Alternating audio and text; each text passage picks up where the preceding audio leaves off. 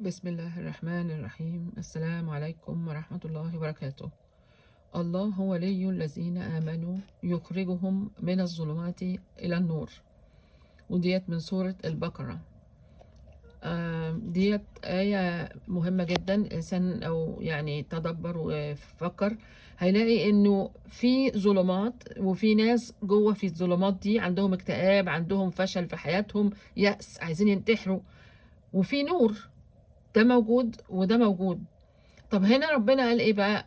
أ- ولي الذين امنوا، يعني هو مش طالب الا انك تبقى ايه؟ مؤمن. تبقى بني ادم مؤمن، فتعرف ان مثلا الانتحار حرام، ان اليأس برضو حرام. تعرف الحاجات ده الشرط بقى. ده الشرط، لان بعد كده ربنا هيخرجك من الظلمات الى النور. وطبعا انت بتدعي وهتدعي واهلك كلهم بيدعوا، بس فعلا النقطة الصغيرة دي احنا برضو احيانا ما بتبقى غايبة عننا. هو ربنا بيقول ولي الذين آمنوا، الذين آمنوا. ف طبعا الإيمان بربنا ما هوش حاجة صعبة أبدا. طبعا لما يكون في الشيطان، احنا بس مطلوب مننا ان احنا نبعده عننا علشان نبقى مؤمنين وندعي، فربنا يستجيب ايه لينا.